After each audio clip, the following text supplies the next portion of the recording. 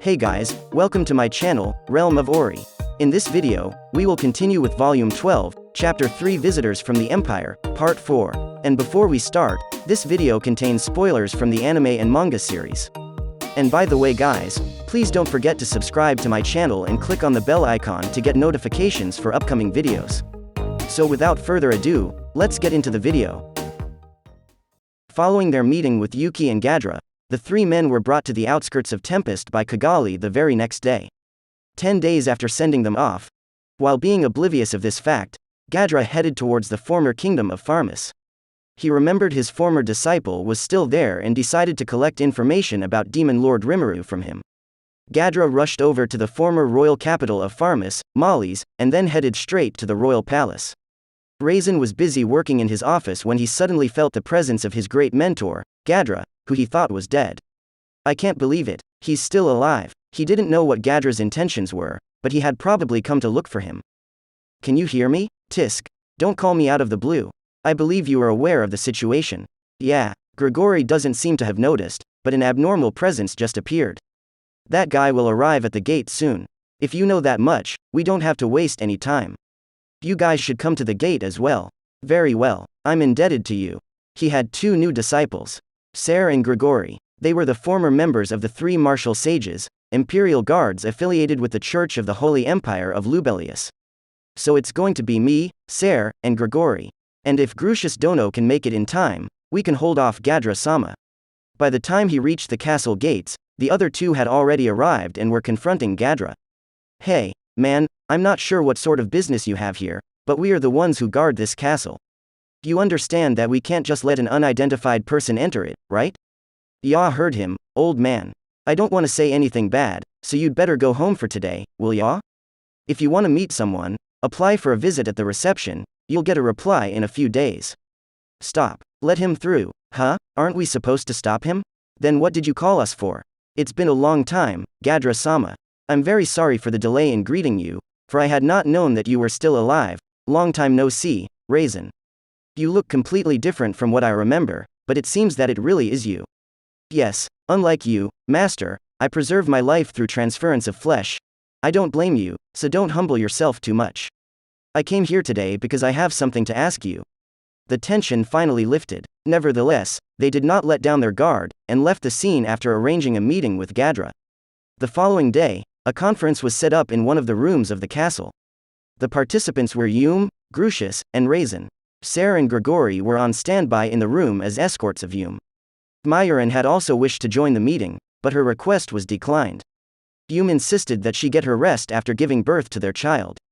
It was a baby girl whom they named Meme. Now then, Master, what did you want to ask?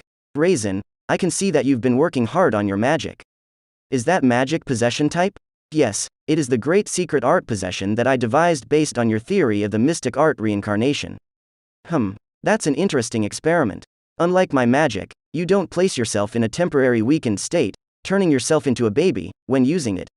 Thank you for the compliment, however, it's useless if you can't master it. I'm sure you can't draw out the full potential of that body you've stolen. Yes sir. Oi oi, don't get a big head now that he's all silent. What did you see in me to make you spout such anyway? That's right, I am indebted to Raisin Dono, but we have no reason to stand in awe of his teacher. If you're that confident, would you care to enlighten us? Well, if that's the road he wants to take this down, it would definitely shut them up good. Let me play along as you do your thing, Master. And so, as a light exercise before the meeting, a fight between Gadra and the team of Ser and Grigori was held, their battle ending in a one-sided thrashing at the hands of Gadra. Impossible. This old man. He was going at both of us at the same time without breaking a sweat. He got us good. Gadra's strength was so overwhelming that he crushed their pride as two of the former three martial sages. But he's not as powerful as that demon, right? You're comparing him to that guy? Though, I do feel like this old man's around the strength of that dog I fought. As powerful as I am? In fact, a demon more powerful than me. Gadra-sama, we shall discuss that later. First, I will answer your questions. They went back to the reception room and resumed their meeting. I expected nothing less of Raisin's teacher. You're a true monster. There's no way I can win against you. While Majin Raisin's name was known far and wide, there were only a few anecdotes about the teacher that taught him. Myron said that you were a great man who had built a new system of magic theory, and after seeing your fight, I believe it now. Well then, to what do we owe this occasion? The reason I showed my strength was to prevent unnecessary resistance. As Raisin might know, I have a bone to pick with Luminism. I'm not interested in anything else, so I cannot bear to see this country suffer any unnecessary casualties when the Empire's invasion washes over it. The Empire? Are you for real? Why does it have to be now, when I am the reigning king? Exactly, I can't imagine us winning, and I don't want to endanger Myron and my daughter. She's not your daughter. She is my treasure. Shut up. We aren't blood related, but she is my daughter. I've decided to live as her father from now on.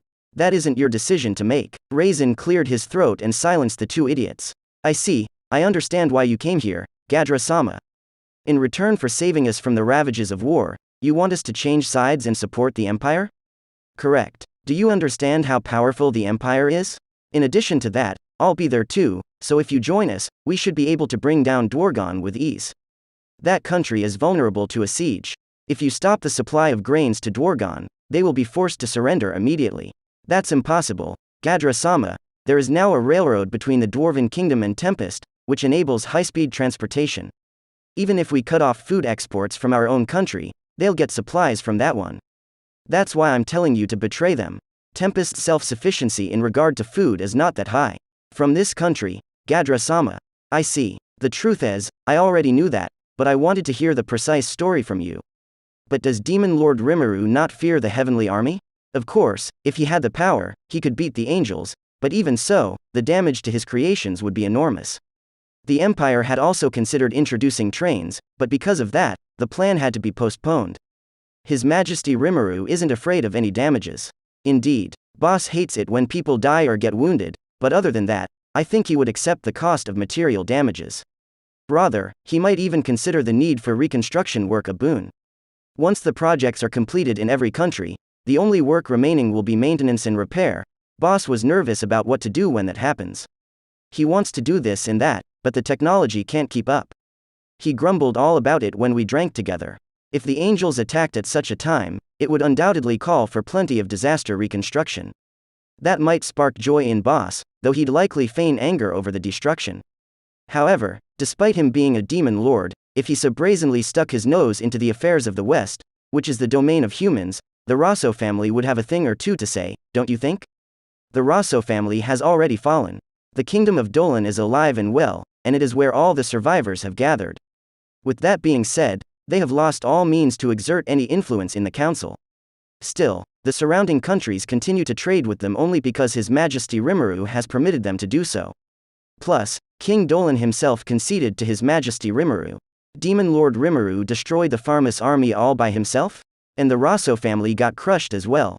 No, wait, if that wasn't a rumor, then what happened to Granbell? So the rumor that the Seven Celestial were vanquished is, Master, that is also true.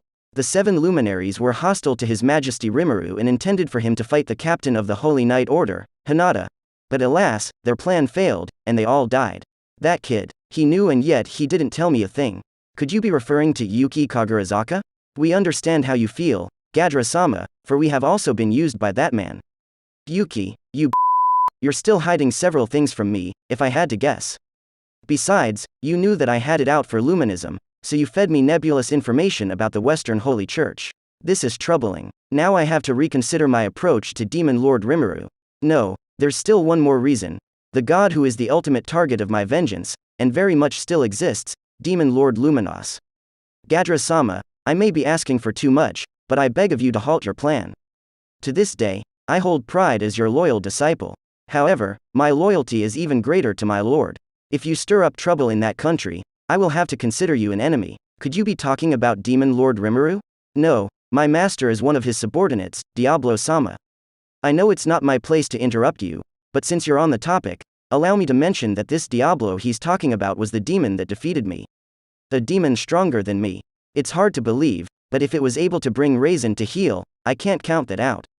Gadra-sama, please let me tell you one more thing. Diablo-sama is an ancient demon.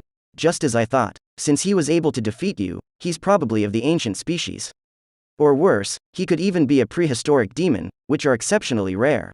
No, he was far stronger than the demons of those levels. He claimed to be a demon peer. That's absurd.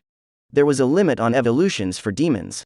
That was the absolute rule, and as far as Gadra knew, there was only one demon who had defied this law.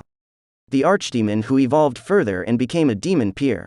That demon was the strongest and most terrible of demon lords, the Lord of Darkness Guy Crimson. Gadra-sama, my master, Diablo-sama, has no need to discuss how long he has lived. You know what that means, right? I can't believe this. No, I don't want to believe this. Is he a primordial? Yes. Diablo Dono is boss butler. Some time ago, I rushed over to celebrate the maiden journey of the train, and there, I heard that he had scouted some acquaintances to work for him, since he'd grown tired of doing the chores on his own. Oh, if you mean that woman, then I'm sure I've seen her. I ran into her at the council meeting because boss had appointed her as his military attaché. The one with pure white hair and beautiful crimson eyes. She was drop-dead gorgeous. Is this a joke? That description matches that of Blanc 1-to-1. Is this true? I would not lie to you, master. Gadra realized that they were telling the truth and earnestly trying to steer him away from sailing towards his own demise by starting this war. Gadra paled as he remembered the trio who had gone to Tempest. Oh, I dearly hope the boys haven't screwed this up already.